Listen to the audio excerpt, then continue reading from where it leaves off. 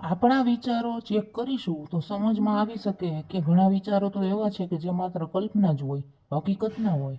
આપણે જે કલ્પના કરીએ છીએ તે ચિત્રો ને વિડીયો ક્લિપ બની જાય છે, અને તે કલ્પનાઓના ચિત્રો આપણા દિમાગમાં સતત વિચારો બનીને આપણને ભજવે છે, પરેશાન કરે છે. આપણો કોઈ સ્વજન ઘરે ટાઈમે ન આવે અને તેનો ફોન પણ ન લાગે તો આપણે કેટલી કલ્પનાઓ કરી લઈએ. ઘણીવાર તો તેને આપણે કલ્પનામાં કોઈ બીજાને પરણાવી પણ દઈએ અથવા મારી પણ નાખીએ, પણ હકીકતમાં સામે કંઈક ઓર જ હોય છે. તો આપણે એક ક્ષણ પછીના મતલબ ભવિષ્ય માટેના વિચારો જે દિમાગમાં ચાલે છે ને તે બધા આવા જ હોય છે.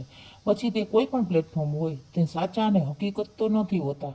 હા, ઘણીવાર વિચારો યુનિવર્સલમાં ફેંકીને આપણે તેને સાચા જરૂર બનાવીએ છીએ. તે એક ક્ષમતા પણ આપણને કુદરતે જ આપેલ છે. એટલે જ પોઝિટિવ થિંકિંગના સારા પરિણામો તો છે જ. તો આ વિશે તમારું શું કહેવું?